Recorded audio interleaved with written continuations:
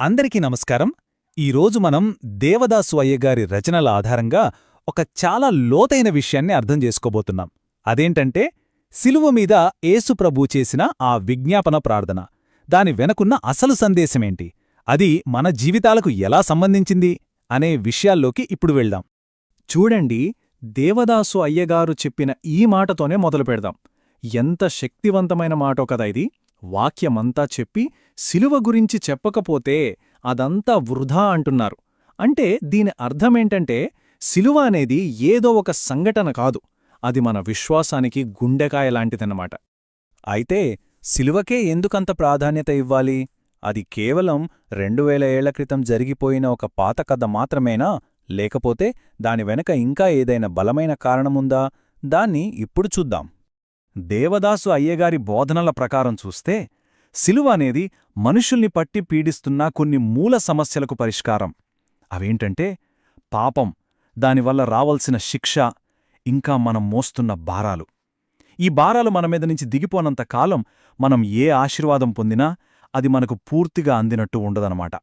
దీన్ని మనం సింపుల్గా ఇలా అర్థం చేసుకోవచ్చు. ఎవరైనా సరే ఒక మురికి పాత్రలో చాలా విలువైన బహుమతినిస్తే దానికి విలువ ఉంటుందా? ఉండదు కదా. సరిగ్గా అలాగే మన పాపం అనే భారం మొదట శిలువ ద్వారా పరిష్కారం కాకపోతే ఏ ఆధ్యాత్మిక బహుమతి అయినా దాని పూర్తి విలువను కోల్పోతుంది. అందుకే మొదటి ప్రాధాన్యత శుద్ధికి, ఆ తర్వాతే ఆశీర్వాదానికి.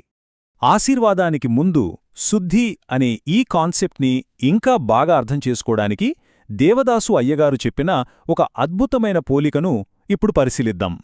ఒక ప్రయాణికుణ్ణి ఊహించుకోండి. చాలా దూరం ప్రయాణం చేసి ఒళ్లంతా దుమ్ము, బురద, చెమటతో అలసిపోయి వస్తాడు. అతనికి మంచి భోజనం, పండ్లు, కొత్త బట్టలు అన్నీ సిద్ధంగా ఉన్నాయి. కాని అక్కడ ఒకే ఒక్క కండీషన్: ముందు స్నానం చేసి శుభ్రపడాలి.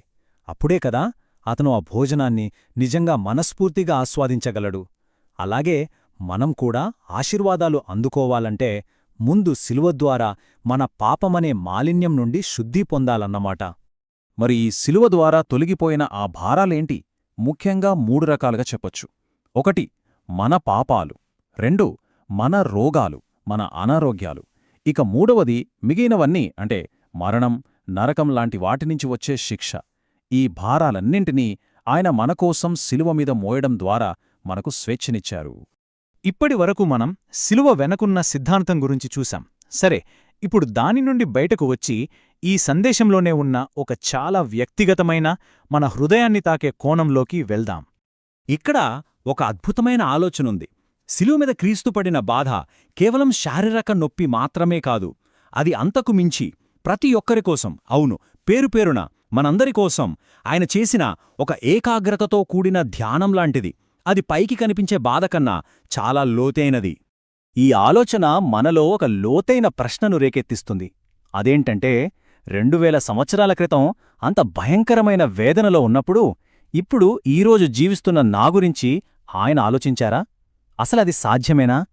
దానికి సమాధానం ఖచ్చితంగా అవుననే. ఎందుకంటే ఆయన కేవలం మనిషి కాదు, ఆయన దేవుడు, కాలానికి అతీతుడు.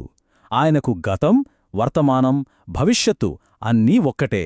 అందుకే ఆ క్షణంలోనే రాబోయే యుగాల్లో పుట్టబోయే ప్రతి ఒక్కరిని ఆయన తన మనసులో ఉంచుకోగలిగారు. సరే, ఇంత గొప్ప సందేశం మన జీవితాలకి ఎలా వర్తిస్తుంది? దీన్ని మనం ఆచరణలో ఎలా పెట్టాలి? దీనికోసం యేసుప్రభువు మనందరికీ ఒక ఉదాహరణగా నిలిపిన అత్యంత కష్టమైన ప్రార్థన మీద ఇప్పుడు దృష్టి పెడదాం. యేసుప్రభువు చేసిన ప్రార్థనల్లోకెల్లా అత్యంత కష్టమైనది, లోతైనది ఏది అని అడిగితే నిస్సందేహంగా అది శిలువ మీద తనను హింసిస్తున్న వాళ్లకోసం చేసిన ప్రార్థనే. మనల్ని ప్రేమించేవాళ్లకోసం ప్రార్థించడం చాలా సులభం, కాని మన శత్రువుల కోసం ప్రార్థించడంలోనే అసలైన విశ్వాస పరీక్ష ఉంటుంది. ఆయన ప్రార్థన ఎంత పెద్దదో చూడండి. కేవలం తనను సిలువ వేసిన సైనికులు మాత్రమే కాదు, నిజంగా కీడు చెయ్యాలనుకునేవాళ్లు, సిద్ధాంతాల పరంగా విభేదించేవాళ్లు, లేదా ఏ కారణం లేకుండానే మనల్ని ఇష్టపడనివాళ్లు, ఇలా ప్రతి ఒక్కరినీ ఆయన తన ప్రార్థనలో చేర్చుకున్నారు. మరి క్రీస్తు చూపిన ఈ కష్టమైన ఉదాహరణకు మన ప్రార్థనా జీవితానికి మధ్య ఉన్న సంబంధమేంటి? ఆయన మనకు ఏం చెప్పాలనుకుంటున్నారు? ఈ తేడా మనకు చాలా స్పష్టంగా కనిపిస్తోంది కదా. ఒకవైపేమో ఆయన తనను హింసించే వాళ్లకోసం ప్రార్థించారు. అది ఊహించడానికే చాలా కష్టమైన పని.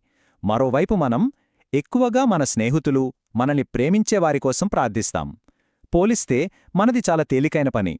ఆయన చేసిన ఆ కష్టమైన పనే మనకొక పిలుపునిస్తోంది. కాబట్టి చివరిగా మనం ఆలోచించాల్సిన విషయమిదే. మనకోసం అన్నిటికన్నా కష్టమైన పని ఆ శిలువ మీద ఎప్పుడో పూర్తయిపోయింది. అలాంటప్పుడు మన చుట్టూ ఉన్న వారికోసం మనం చేయాల్సిన ఈ చిన్న సులభమైన ప్రార్థనను మనం చేయలేమా? ఒక్కసారి మనస్ఫూర్తిగా ఆలోచిద్దాం.